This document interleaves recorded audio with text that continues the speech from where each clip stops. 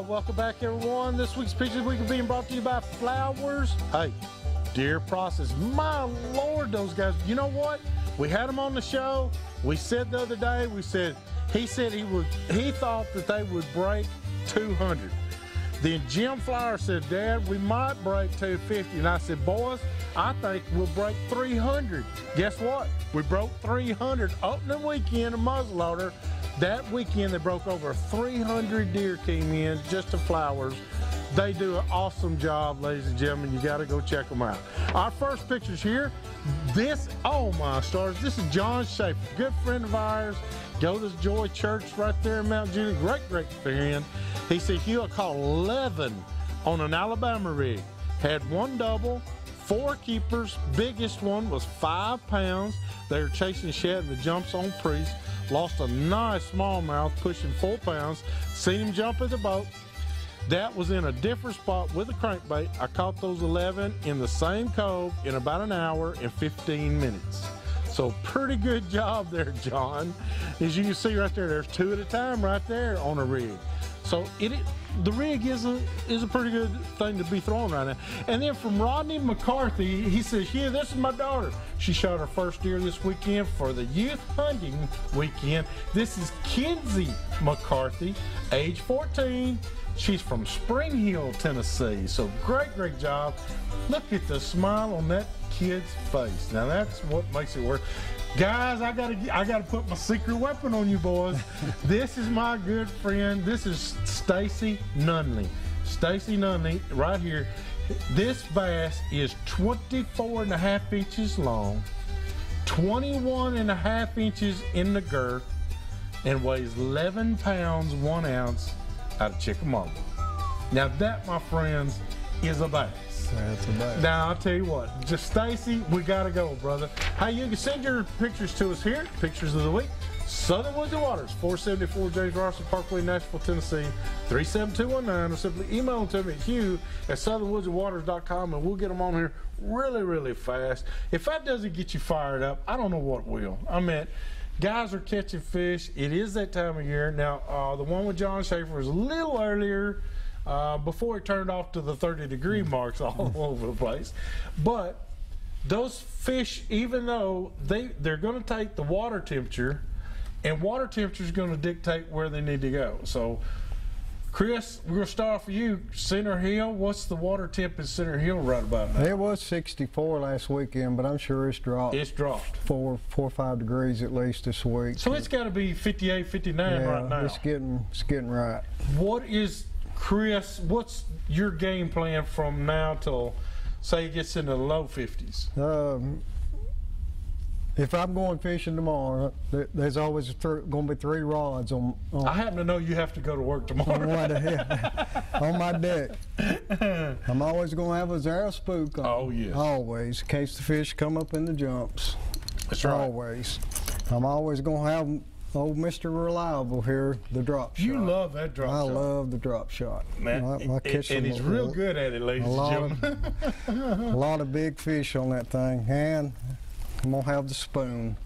Now, it is getting time for the spoon. It's on right now. It's on now. It's on now. Kentucky Lake, I've heard some great reports coming off of Kentucky Lake about the spoon. Usually Thanksgiving's the time to go. Yeah. Now, how do you use a spoon? Let everybody know. I idle through the coves, so I find my shad. I want to find the shad that's close to the bottom. And if I'm seeing streaks going in and out, I know there's some feeding activity going on. If I don't see any feeding activity going on at all, I just wind up going to the next one. But who's to say 10 minutes later they may be feeding in that scope. That's right, yeah. But I'm always looking for active fish. And once I find them, I drop my spoon down. I use gold on sunny days and nickel on cloudy days. On cloudy days. Or a white one. Okay. A white one's good too. I drop it straight down by the boat next to the trolling motor where you can pick it up, and I can actually watch this spoon fall all the way to the bottom. Yeah. And the drop shot too. and I'm just jerking it up and down, up and down. And what that thing does, it just flutters. It flutters. It looks like a dying shad.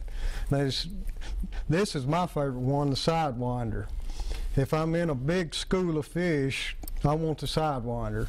But if I'm target fishing, I want the Hopkins spoon, simply because this thing falls straight down as to where this thing, I may drop it here, but it may wind up over here by Mark. Okay. And I'm off target.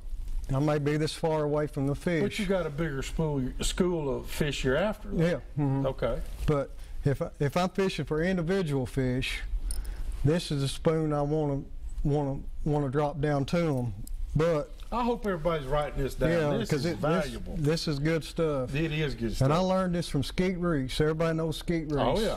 I had the opportunity to fish with him on Clarks Hill Reservoir in 2005. You had a time. And the blue heron, I mean, it was going crazy. And well, like I seen the streaks going through the shad, and he pulled off of him. I said, Skeet, what are you doing? He said, I'm gonna go over here and catch these big ones. And I looked down on his, he had those big HDS teams and stuff. I mean, just first class stuff. Oh yeah. But the biggest fish in the schools will always be on the side near the bottom. And that's the ones I want to catch if I'm a tournament fisherman. If I'm down there having fun and I want to catch 2-pound Kentuckys all day long, I'll stay right in the center of them. But if I want to catch some 4s and 5s, when I go to weigh in, I'm going to fish for individual fish. And another thing about this spoon, people bring it up, they drop it, bring it up and they drop it. A lot of times I drag mine. And if I'm moving from one side of the cove to the other, I always keep mine in the water. Just let it flutter. Just let it flutter along the bottom. And I've caught so many nice fish doing that. And if you use your trolling motor, understand that's called strolling. Strolling, yeah. But no, it's legal. It's legal. It's legal. That's legal. It's legal. But well, all right. Let's jump over here to crappie. What do we do? You know, you got some jigs. You live bait. You love live bait more than anybody. Well, let me show my rig and then show what we do with the jig, and then we'll get to live bait. This is my little power corking rig. You've got the number 8 barrel swivel, 1.5 ounces of weight. Okay. Size 0 blade, and a 4mm red bead, and a number 1 or number 2 mustad blue steel hook. Now I want everybody to really pay special attention. You're the one that told me you got to use a blade. Mm-hmm. Now that blade just gives it that extra little flash, draws their flash attention. and vibration. Okay. Okay. It's more right now about the vibration. You're down 20, 24 feet deep. They're not going to see a flash. No. They're going to feel the vibration. They feel that vibration. And that water is colder and denser this time of year. They're going to feel that vibration even more. So, but if I'm down there and I want a bigger profile, I'll put that tube jig on there and then tip it with a minnow, medium toughy. Oh yes. And that gives me a nice larger profile for those bigger shad. That's like a cracker and anchovies. There you go. But also, and those, I've got some different colors here. Sometimes if you got stained water like we do right now at Priest, and they're pulling the heck out of it, that orange and chartreuse is hard to beat. All right, stained water on Priest, pulling water, orange and chartreuse. That's great. Okay. Yeah. Now also, I don't have some with me, but we also do the same thing with blades as color-wise as we do with a jig. In other words, if I don't want to put 2 jig bodies on, instead of pulling that chrome blade, I may pull a chartreuse and orange or chartreuse and white, just different colors of blades to simulate the color of the jigs. It don't always have to be a blade, and it don't always have to be a jig. You can do combinations. You can do combinations. Yeah. That's pretty good. And that's real good. That's something that they haven't seen. No, they haven't seen that. But you know, and it gets back to also my power corking setup. Now this man has a rod, ladies and gentlemen. that's just the smallest. You know, that's why I put him on the end. that would be a good drop shot right there. Oh yeah. But we start out. We have on our reel. We have 10-pound test line. Our rig, which this is a rig, below here, that's tied out of 8-pound test line. You want to use the same brands of line. Same brands of line. One brand may be 10. It may actually be a 12-pound line. And what you want this thing to do, if you hang up down deep, you want this to break off. Right. So you don't spook your fish. You don't waste time messing around with it. You can just snap a new one on. But anyhow, you have your rig, you have your bobber stop up the line. We use a 4-hole bobber stops. Come down from the bobber stop with on this particular rod I use a chartreuse bead, 6mm. The float is a 495 float. That's the most important part of the rig.